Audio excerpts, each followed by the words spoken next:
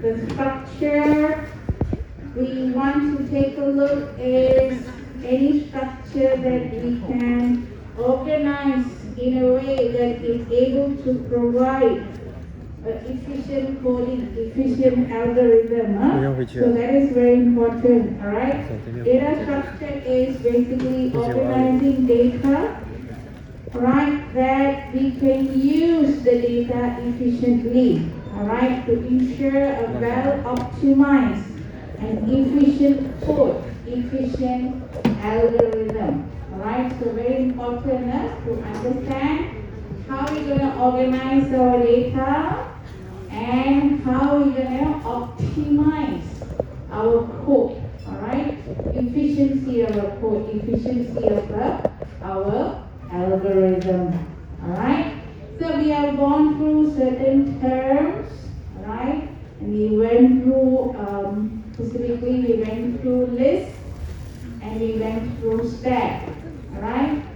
So I suppose if you have finished your practical class, you have finished your question 1 and 2, which is list application 3 and 4 will be stack applications, yeah? Alright, so to continue from last class, okay, we're going to take a look at what is infix, prefix, and postfix. Do you have any questions before I continue? Last week's lessons.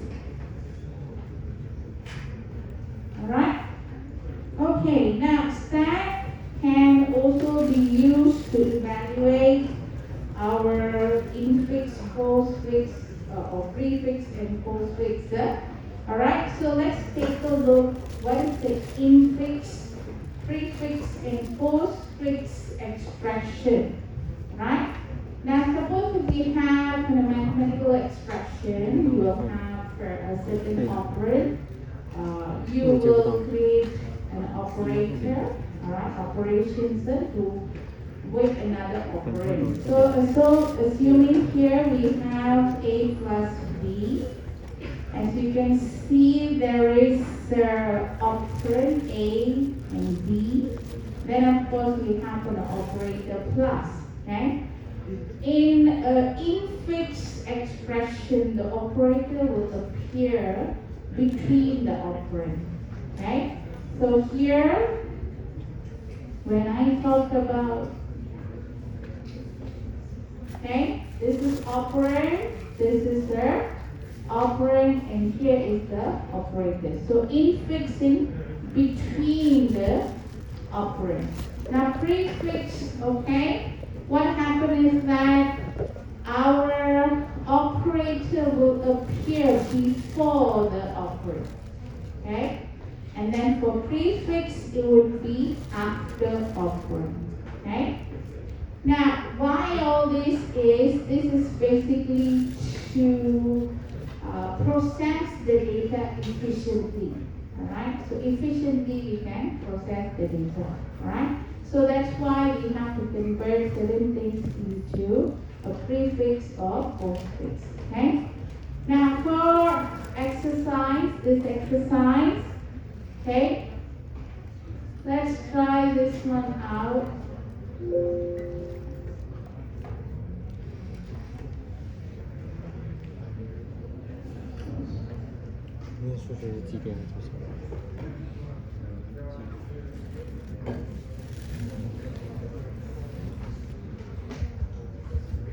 Alright.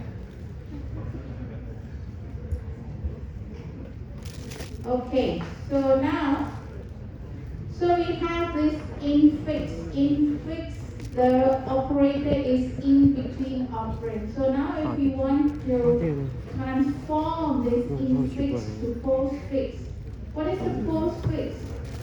Alright, when you take your operator and move it to end of your or after the operand.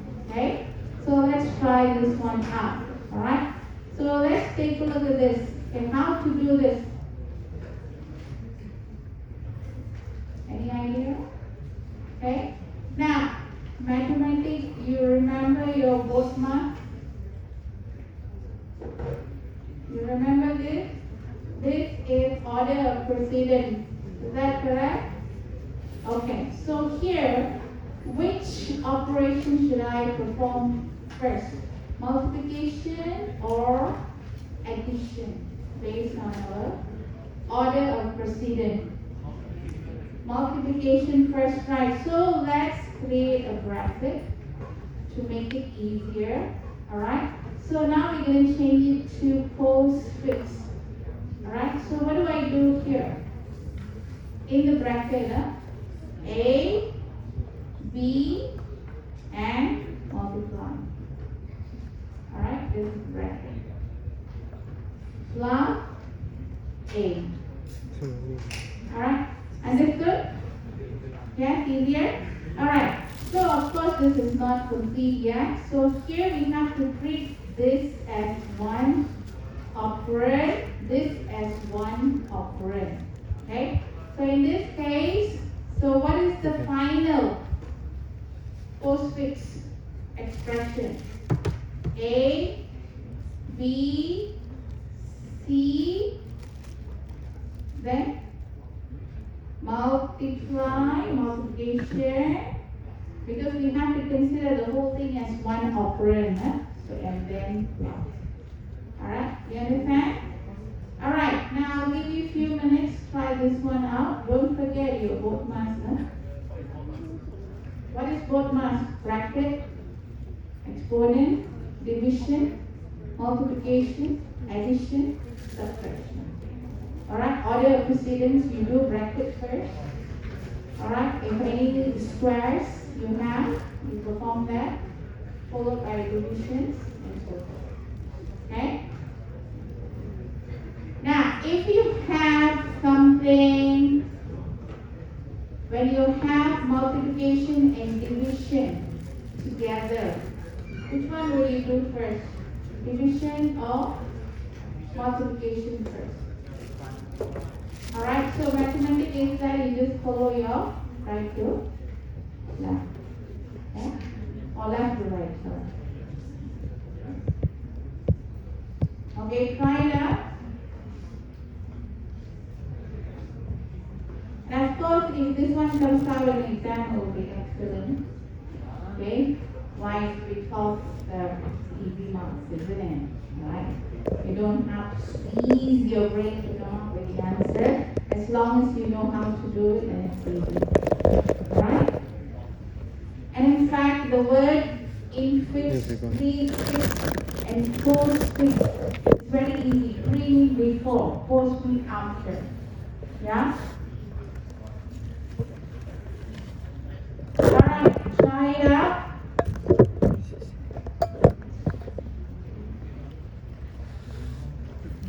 Okay? Is this correct? Did you get the correct answer? Right? Now, as I said, you have to treat these as one operand. Okay, we put a bracket. It's easier to perform. Alright? So AB multiply first, and of course we will have C D minus, right, subtract. So if we take a look at this as one operand, this is one operand, so of course the next division will be all the way to the end. Alright? Okay? Alright, so how about this one? You guys done? Okay, try it, try it.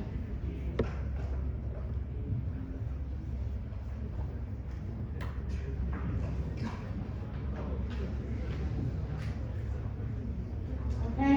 Yeah, it doesn't matter if you want to write, the brain also can. Alright?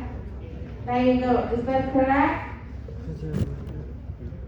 So again, put a bracket to it.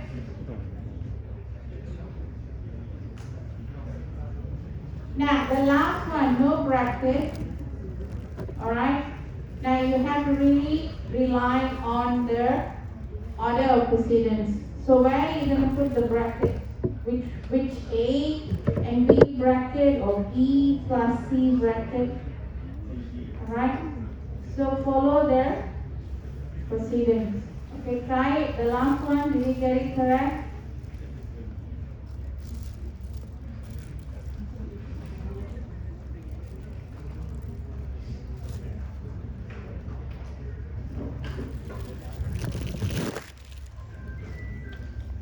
Yeah, I remember last sitting I gave this for exam test. I gave it for a test and some student did mistake on the last one. Okay? Where I never give a bracket, then everything I just threw in. Okay? Alright, so now is it correct? Is your answer correct? No? Okay. So let's see why. Alright. So first of course, order of precedence that we're going to do. Division. Alright.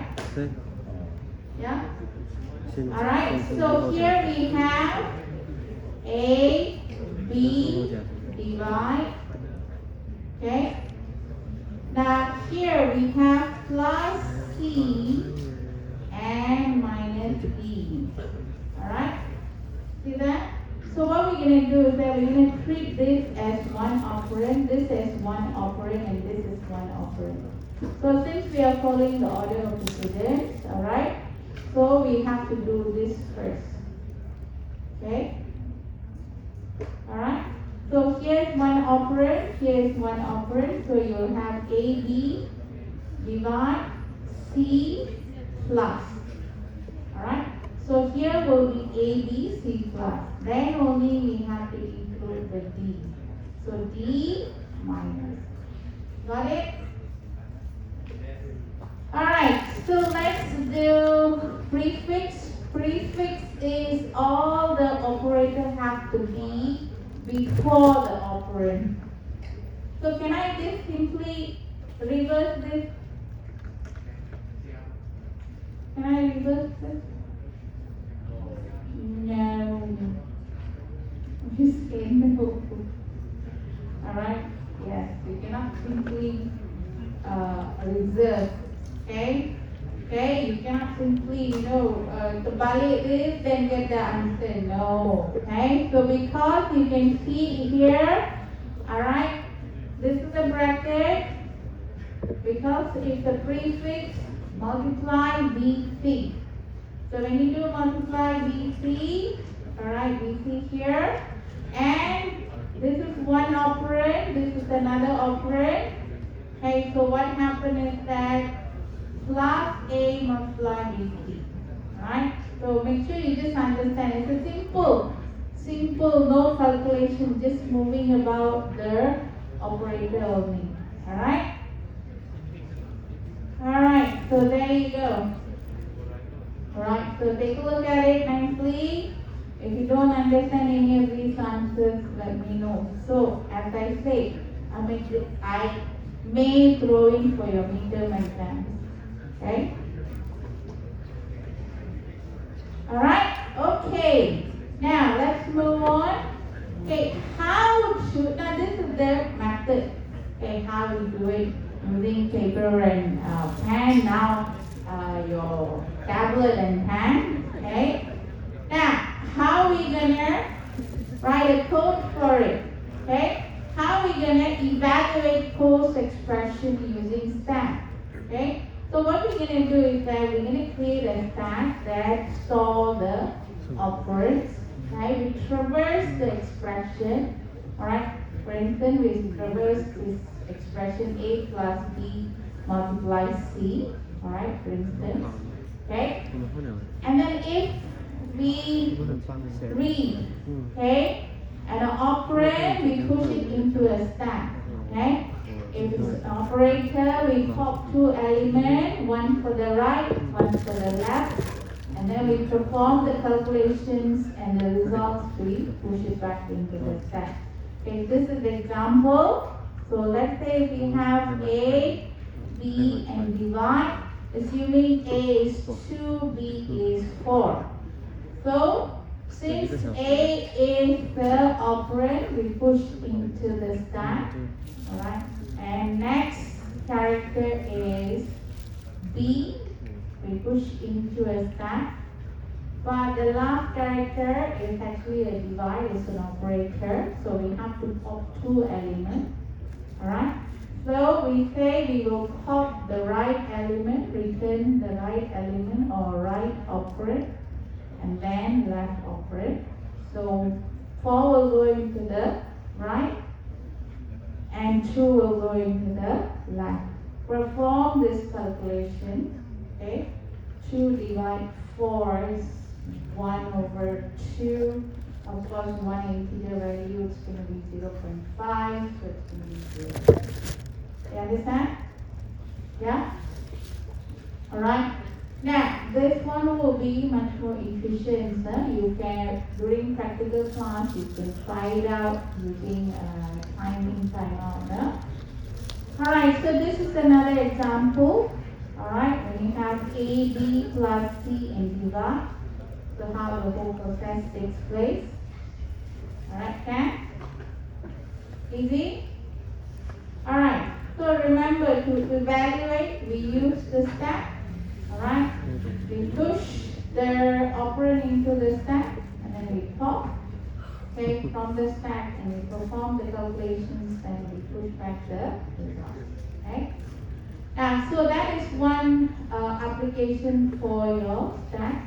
Another application that we can use stack is for your memory allocations. Alright, so memory stack. So here, for example, we have a class, main class, and then we have a method A, and then we have the method B. So from main, we call a method A, so here. Alright, so when we go to method A, of course it's called method B. Alright, then we go to method B. Alright, you understand? So on your program stack, first of course we load your main.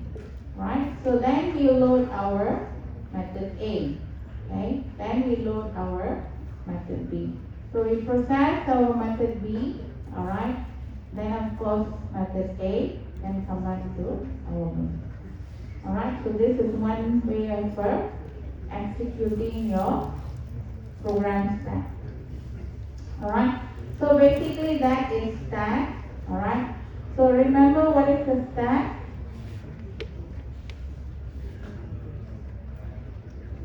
Okay, right, stack have a last in first out principle, okay, based on last in first out, okay, the linear collection, where when you add and remove only can be done on top of the stack.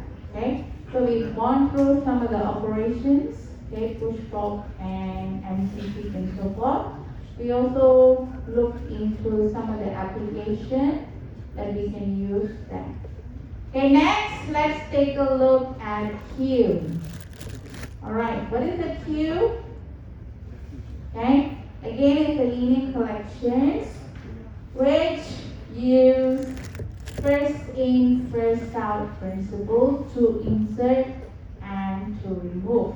Okay, so first in, first out in queue. Alright, we have element at rear or back. Alright, to add, and of course element to be removed are done from the front. This is the normal basic everyday queue. Alright, so what we're going to do is that if you want to add into a queue, you use the rear of the queue. Alright, if you want to remove from the front. Okay, so these are the basic operation in queue, dequeue. Alright, for list, if you want to add element into the list, what is the keyword? What is the operation you use? Is it push? Add. Okay. For stack, we use push. Okay. For queue, we use in queue. In queue is basically simply saying to add into the rear of Alright? And then we have DQ is to remove, again empty, get front. What is get front? If we are not deleting, it's similar to peek. Alright? We're just retrieving the front element only. Alright? Retrieving the front element from the queue. Alright, so this is for your Java collection framework interface. These are some of the methods and description. You can go through it. Alright, so where we can use queue applications. Alright, so queue application as a customer request. Okay, printing. Alright, printer queue. A round robin scheduler for your CPU. Alright. So this is, for example, round robin scheduler. Alright. So each programs or each application will have a certain time allocated for it to use the CPU. Alright. So that's why you can run many programs, multi-programming, multi-applications. Alright. So each program will have a certain bits of time to use the CPU. If it cannot finish, it goes back into the queue, alright, to use the CPU again. Alright, okay? Okay. So another thing is that the counter services, alright? So let's say using a queue to simulate a waiting line. Alright, now what is the issue here? Okay? We want to analyze the wait. Waiting time is reduced, customer satisfaction is very high. And of course, the number of customers you're going to serve is high, you're going to have a high profit. Yeah? Correct? Okay? So, we have what we call computer simulations. Alright? For practical classes, you can take a look at this, how the queue works. Okay? Now, next problem here is profit in sales of shares. Do you know what's the share? Okay, yeah. So today the share, let's say, let's simply put gold. Alright? Let's say gold per gram is 200 today. Okay? For example. Tomorrow the gold price will change. Correct enough? Okay? So let's say today I buy 200 ringgit per gram, I buy 10 gram first. Assuming I buy 10 gram first. Okay? Now, tomorrow, okay, the gold price reduced. Let's say it's 150. Okay? So I buy another 10 gram. Okay? Now, my goal right now, alright, I have 200 ringgit. Okay, then I have 150. Correct? Shares also works like that. Alright? You can buy a share, for instance here, last year you bought 20 shares for 45. Alright? Last month you bought another 20 shares for 75. Okay? Now today you need to sell the share. Now which share are you going to sell? What is the profit? Okay, which one we sell first? Which one we sell first? 45 first, right?